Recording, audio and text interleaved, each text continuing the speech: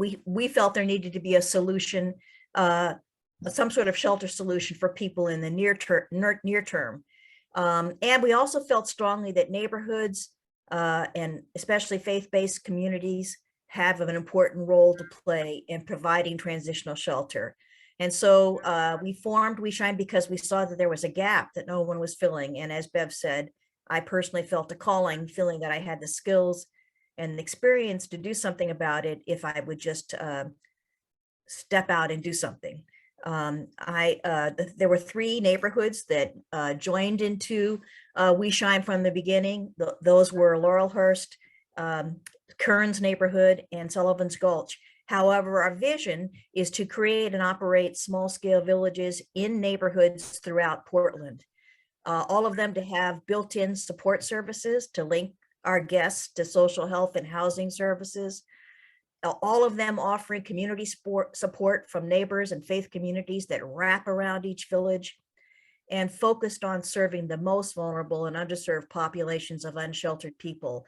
So that includes people that are fleeing interpersonal violence, those with chronic conditions or disabilities, people of color, Black, Indigenous, people that are sexual or gender minorities are among those that are the most underserved and vulnerable.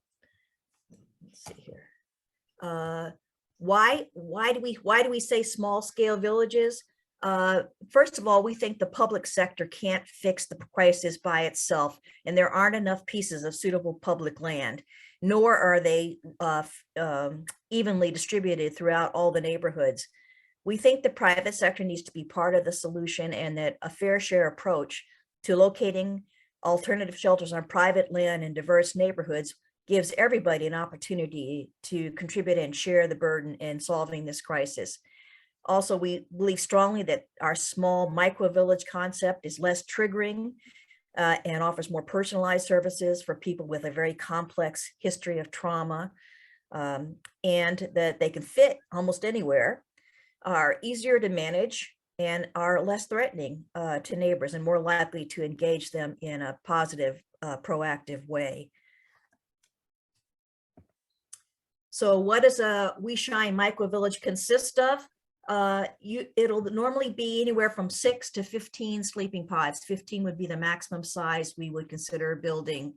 And they will be located on leased private property, although we wouldn't turn down a piece of public land if someone offered it to us on a platter. And we will provide transitional shelter. So that means up to 2 years stay in our shelter village. And each village will provide community facilities for cooking, eating, dining, and holding meetings. We will have showers, so everybody in the village can shower every day, as well as toilets and a garbage center, garbage trash recycling center. Each village will feature its own personalized art and gardening installations over time, anyway, as the villagers participate in that. And each one will be surrounded by a perimeter fence that provides both security and privacy for the villagers. WeShine intends to hire a small group of staff to serve each village that includes a live-in village life coordinator, a peer support specialist, who's a person who has lived experience in recovery from either mental illness, addiction, or both. A navigation specialist who will really focus on connecting villagers to other service providers, and a maintenance specialist who will serve more than one village over time and will help kind of keep things running and operating and replacing things that are needed over time. And then we will, of course, have the volunteer support wrapping around each village that I've discussed.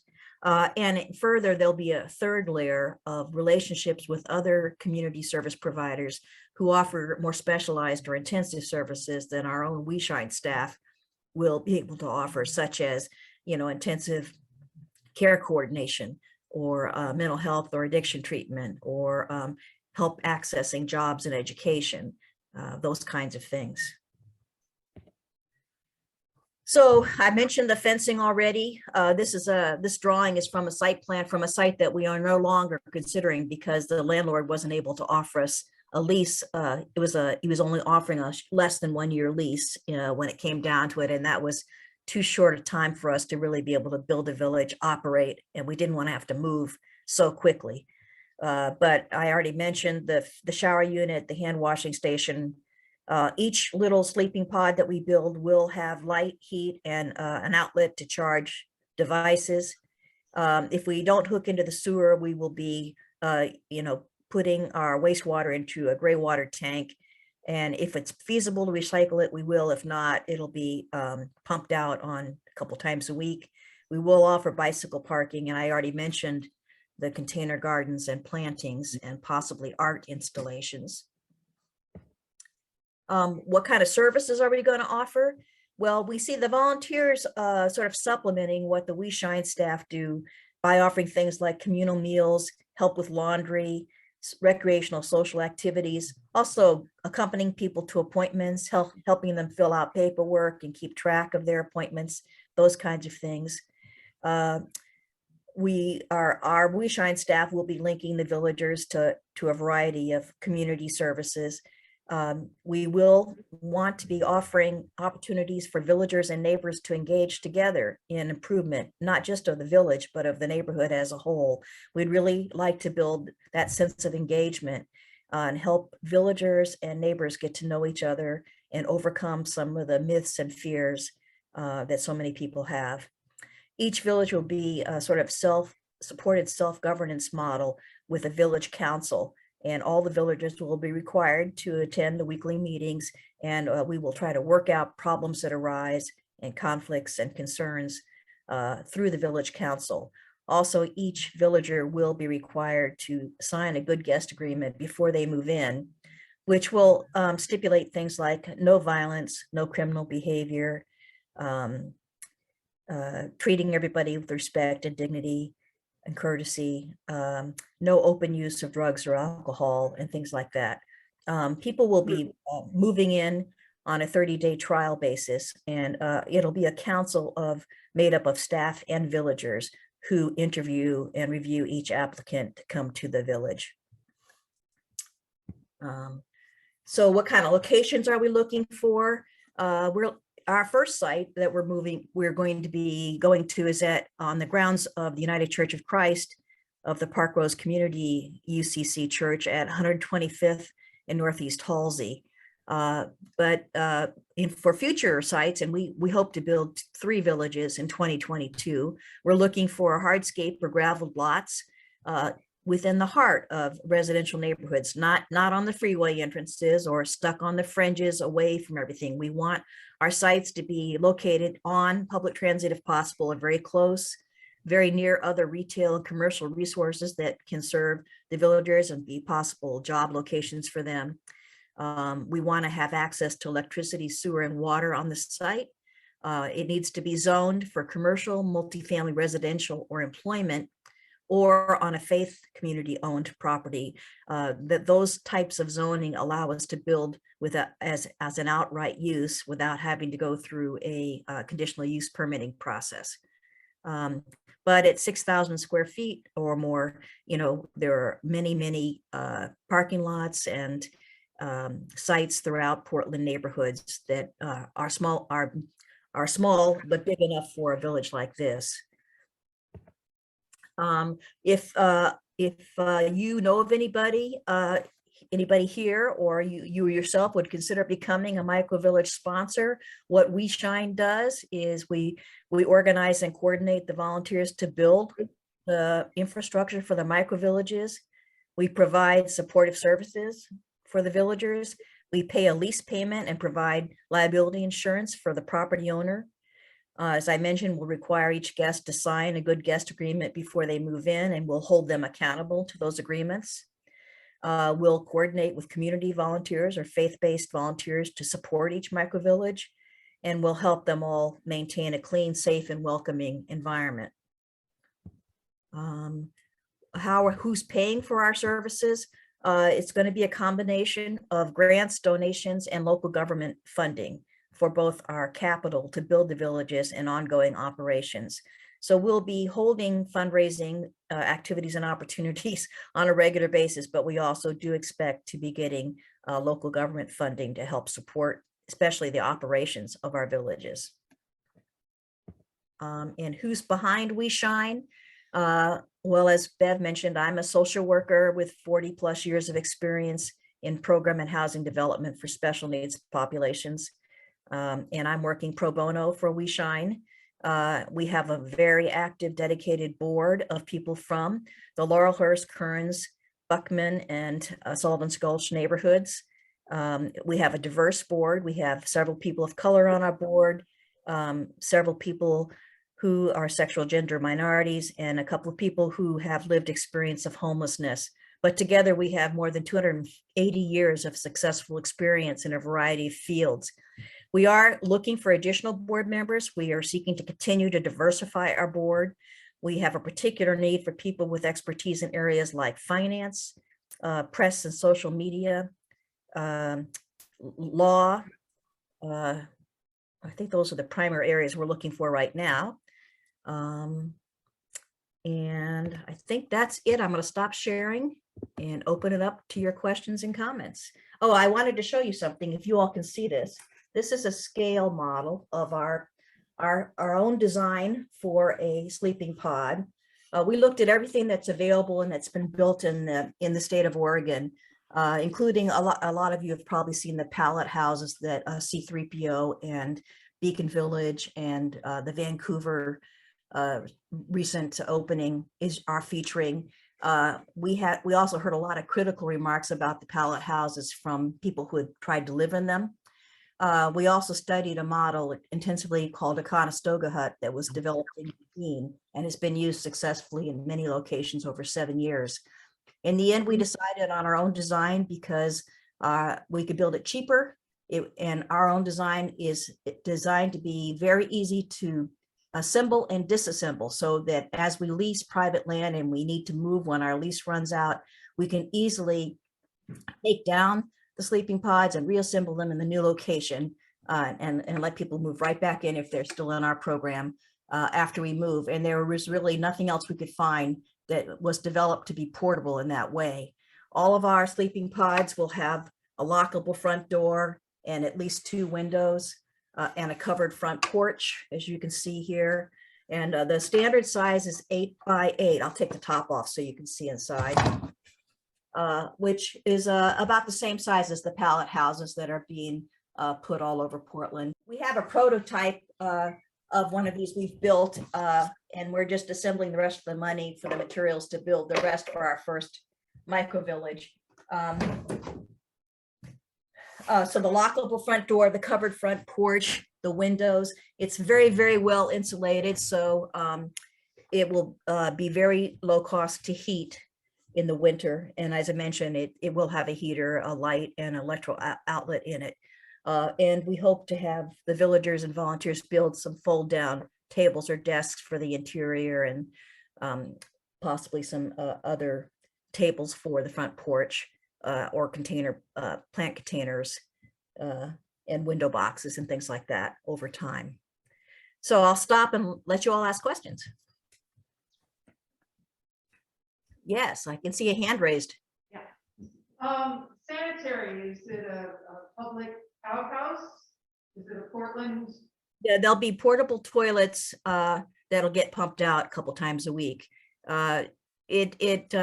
If feasible, we will hook up to the sewer system, but that does tend to add a lot of cost. And if we're only there temporarily, we probably will be using porta potties most of the time. Yes. Yeah, near the train depot on Broadway and Everett, there is a fenced block, small house. Are you familiar with that one? I think that's one of the C3PO camps that's moved over there. So that's one of the city-owned, city-provided camps that's had to move from Water Street, I believe. Right to Dream 2 is also down in that area, but anyway, there are a couple of villages in those areas. That was my question about city support and funding. Those seem like big challenges. How are those being addressed? Well, let me first sort of distinguish for you. A lot of people get confused. We're different from the city's Dan Ryan's proposed safe rest villages in a couple of different ways. First of all, we're very much smaller. We're looking at doing basically 10 people at a time. for the reasons I explained, that it's less traumatizing, easier to manage, less threatening to neighbors, and can fit anywhere. Also, our villages are on private land, not public land. So we're leasing the land from private landowners. And we're providing layers of service. I mean, those villages will have services too, but I think the strong emphasis on building that sense of community, the mutual engagement between the villagers and the neighbors, and having that wraparound layer of volunteer support helps make us stand out from some of the other villages that are being built. And ours are meant to be transitional, low barrier shelter. So people will come in, we will help them hook up to services and resources and help them make a transition to permanent housing. They're not meant to be permanent tiny house villages, and they're not houses. They're just sleeping pods with some shared kitchen, bathroom, garbage, and community facilities. What do you anticipate, or have you already encountered issues around attracting some of the most vulnerable and off the streets? Well, each, let's see, how to answer that. So each property owner or sponsor of a village may have a particular population they want to serve. For example, our first site at the Park Rose Community United Church of Christ, they have a strong desire to serve people in the BIPOC, which is Black, Indigenous, people of color, and LGBTQIA communities. And so we will be prioritizing applicants to the village that are members of that community, and we'll be hiring staff that are representative of those communities. In terms of the possibility, you may be asking about whether other people will kind of camp in the perimeter around the village. I'm not sure if you're asking about that, but we get that question a lot about what are we going to do about all the people that might get attracted to our village but are not part of our village. I'm not sure there's a quick or easy answer to that, but our intention is to offer some support to people who come near, but encourage them to move on and not stay in the camp environments or the village environments. And we will look to our villagers to help with that effort. But we will also try to offer support. For example, we may, if there's a group that wants to do it, offer communal meals to the entire community on occasion. In fact, this church is already offering Feed the Mass community meals 3 times a week. So we would probably support them in continuing to do that. And we may open up our navigation services to people in the community to help them hook up with the other services and resources in town they may need. But we will also say that they need to respect the village boundaries and help us provide a good example to the community of what a village can be by moving on and not camping right next to our village. About funding and suggesting state lottery funds as an option. What funding stability are you able to ensure? Right. We're actually hoping and kind of counting on, I guess, getting the money. The Joint Office of Homeless Services is budgeting increased funding for what they call alternative shelters, and that is the kind of structure we're building. It's the only funding source.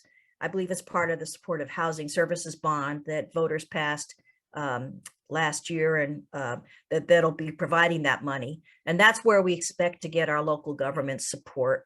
And then if we end up going outside of Portland into other parts of the metro area, the metro government also has access to similar funds. So that's where we're looking to for our local government funding right now.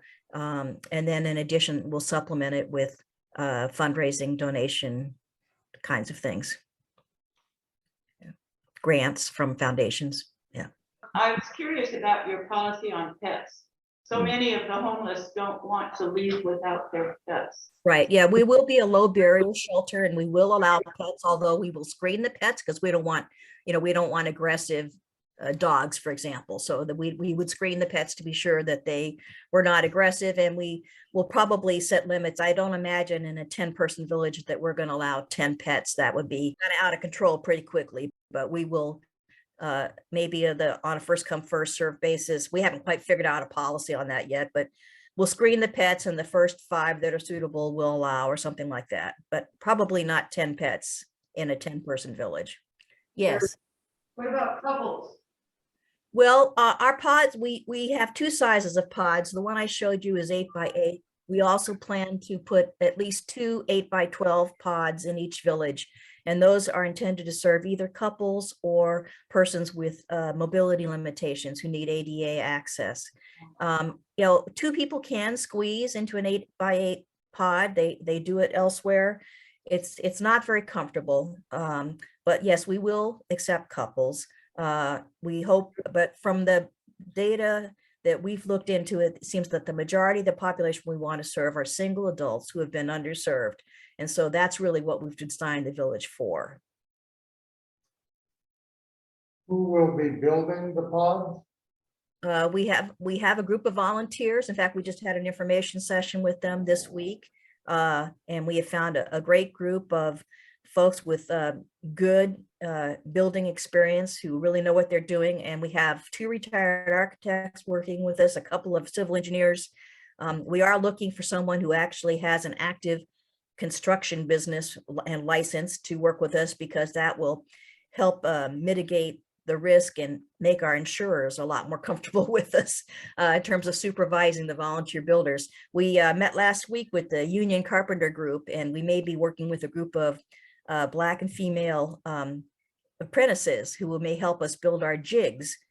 This is a new term for me, by the way. If I sound like I know what I'm talking about, I don't, but they're going to help us build jigs so that this kind of like a template for the panels for our design is panelized, our pods, and that's what makes them easy to assemble and disassemble is it's made up of kind of pre-constructed panels that we build. And each panel will have kind of a template or a jig to make it easier for volunteers to build them. I see a man in the back has his hand raised on the left here too. Another option is to take older shipping containers and convert those to pods. You can probably put 3 units in one 40-foot shipping container. Yeah, people have looked at shipping containers. We decided that in terms of cost and the ability, we wanted to engage volunteers in building. Just what we came up with. This is what we came up with. So it doesn't mean we'll always build exactly this kind of pod in the future, but this is what we're using for our first village. We'll see how it works out. Okay. You mentioned counseling for the residents. Is that going to be on site, or will they be directed to other offices, and if so, transportation? We do need to build partnerships and are working on building partnerships with various counseling options in the community. We will not have any counselors except for a peer support person on our own staff. And the peer person's job will be to walk side by side with people on their journey of recovery, including going with them to appointments with counselors or to the treatment programs if they would like. We also think volunteers may be able to accompany people to appointments. But no, we're not specifically going to be offering counseling services. We're going to hook people up with counseling services. Yeah.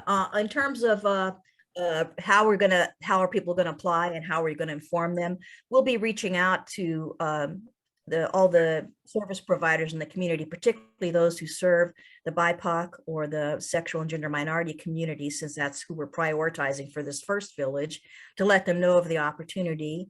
And we'll also, put the word out in every way we can think of about it when we're getting close to opening.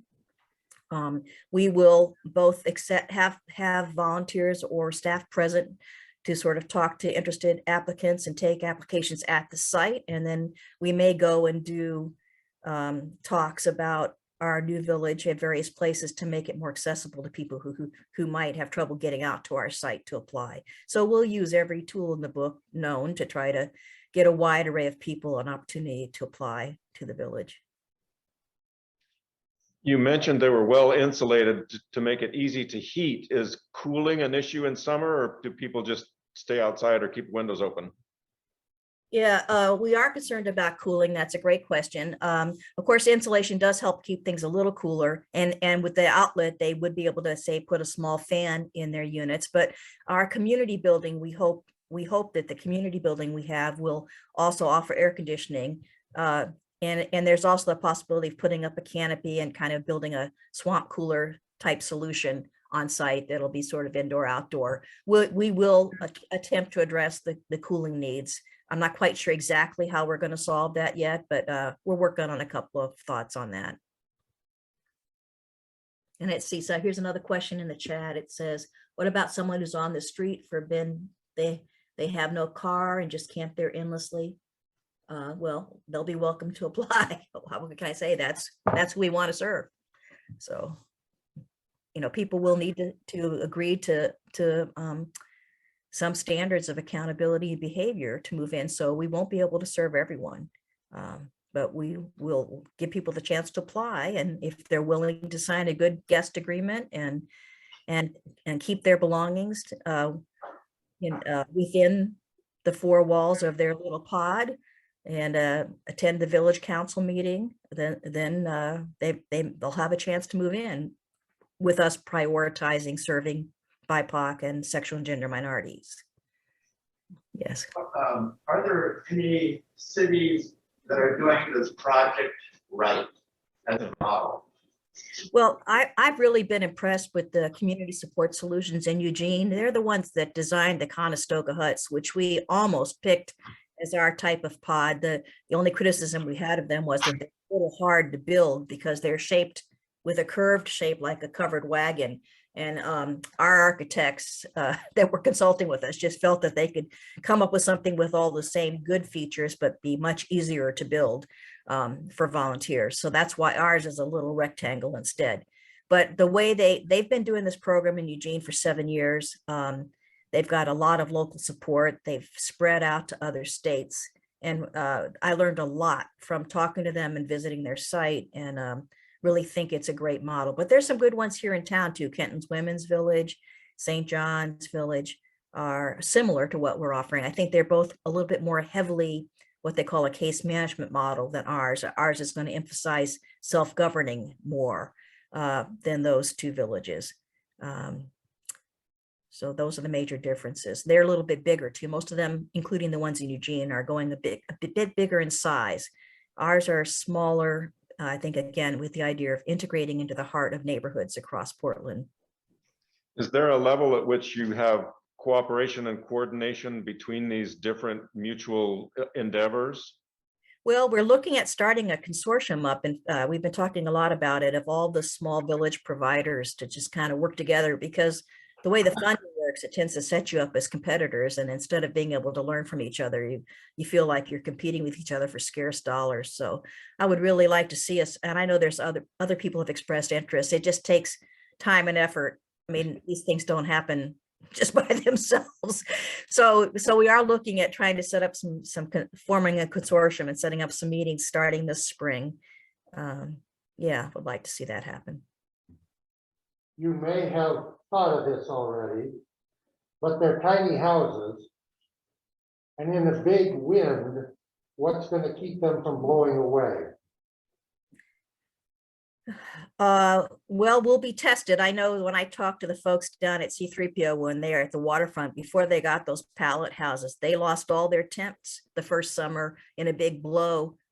All their community structures that were pavilions, just sort of tent poles, and their tents blew away. So that's partly why they changed and went ahead and invested in the pallet houses. You know, ours are, I can't guarantee they won't be affected by wind. We're trying to build them to be pretty stable, solid structures. We'll have to see how they hold up, I guess. Anchor 'em.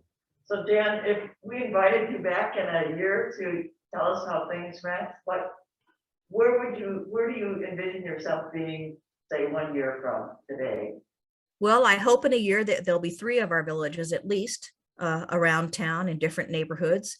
Each one may be serving a slightly different subsection of the subset of the homeless population based on the location and what the property owner has a feeling for in terms of who they'd like to see us serve.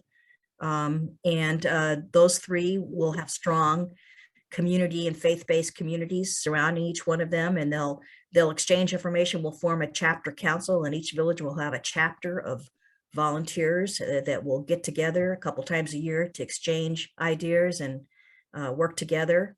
And hopefully there'll be a strong consortium of alternative shelter builders that's been able to work together to get more support for building more of these. We feel there needs to be at least 100 of these small villages around Portland to give people a true option or choice beyond the congregate shelter or the motels that have been mostly the form of shelter that's been created so far. So we'd like to see a whole lot more of them, and we're not the, it's not, WeShine can't do it all. It has to be a group of organizations working together. Question in the chat here, let me just say, it says, do you have a budget for the administrative costs? Yeah, so what we have a capital budget for the 3 villages, and we have an operating village budget for the 3 villages, and then we have a budget for WeShine. And the way we've sort of developed this so far is that every time we build a village and operate one, each of them will pay some fees towards WeShine to help us have the underlying foundation so that we can administer and support the villages in a coordinated way. And those fees that the villages will pay to WeShine will pay about 80% of WeShine's administrative costs, and then we'll have to fundraise for the remainder.